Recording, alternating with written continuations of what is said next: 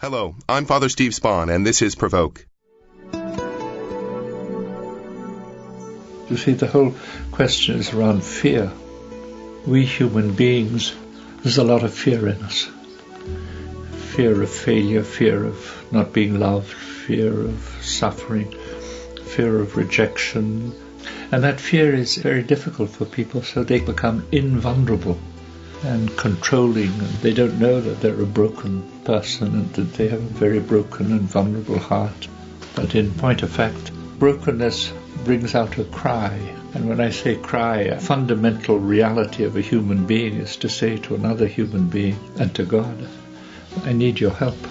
I can't do it alone. We need each other. The cry of human beings is our loneliness, our brokenness, our mortality.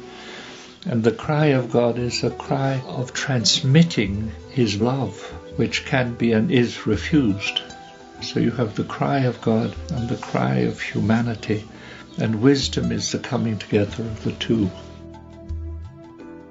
Thus began our conversation with 80-year-old Jean Vanier, a soft-spoken, gentle giant of a man, and the founder and spiritual leader of l'Arche, an international federation of communities where people with and without developmental and cognitive disabilities live together. What is important is that we are conscious that I am not better than you. I have gifts, yeah, but I have brokenness. That's true also. I am, but also I need you. It's when we pretend that we're not weak that things go wrong. See, the whole mystery of relationship, and I find here we're touching, is to love people as they are and to accept them as they are. To love people is to enter into a relationship of communion. And there's something beautiful in the meeting. In a meeting we both become vulnerable. I mean, there's a sort of poverty in love. Relationship is not I can do things for you. It's we can be together. You see, we see here in l'Arche the difference between what we call generosity and communion. Generosity is to do things for people. You can give money, you can give time, you can give knowledge, but there's always an element of power. I give what I want, when I want, to whom I want, and I get a feeling of goodness about it, a feeling of power.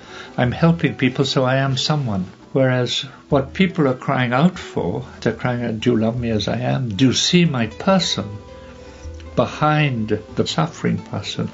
And here we touch the mystery of God, who loves us just as we are in our brokenness and in our poverty. Maybe it's only God who can do that.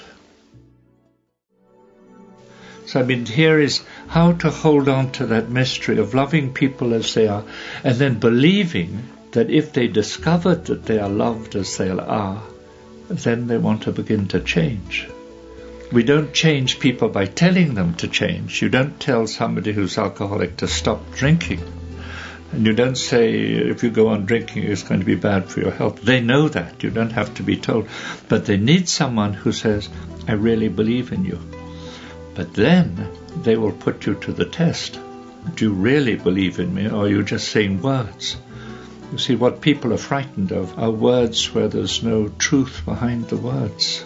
It always comes down to the fundamental reality that love is communion. It's a you to me and me to you. And that is true with God as well. The extraordinary thing is the discovery that God is vulnerable. Because if God is a lover, then the lover can be hurt. And that says something about the whole reality of the cross. You see, the mystery of the cross is a physical pain, which is part of it.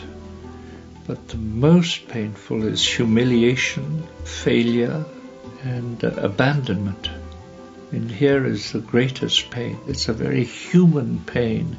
For me, human is what it really means to live deep emotions, like grief. Because the very pain is the sign of a depth of relationship. We'll always be self. You see, it's not because I succeed that I'm any good. It's because I cry that I'm someone. We go back from generosity to communion. Communion is a mutual vulnerability where we believe in covenant, and yet that covenant is so vulnerable. And as we are strengthened, we are more conscious that God is present, and I can just be myself. And, I might be wrong, but that doesn't matter. I mean, we're together in all this. You see, everything is experience. The disciples had an experience of Jesus, then they spoke about it. So what I find is a lot of people are doing theology, but they haven't done much experience. So they've learnt catechism or dogma or God knows what, but they haven't really an experience of Jesus, or they haven't had an experience of community.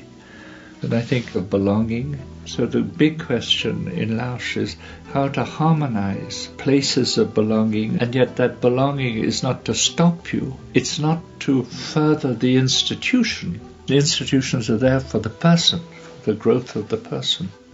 An ideology is when you have an idea, but you're not listening to reality. Whereas what is important is the acceptance of other people and the realization that we heal each other. And in a particular way, we are healed and transformed by the weakest and the most vulnerable and the poorest. You see, the incredible thing with God is that the love of God and our love is intermingled in some mysterious way. I am the vine and you are the branches. I mean, it's very strong. It's intermingled, it's one. And that is the work of grace. That is the work of the Spirit. It's the presence of God being revealed in a special way at a special moment. If each of us saw in the other the presence of God, then we would always be in awe of the other person.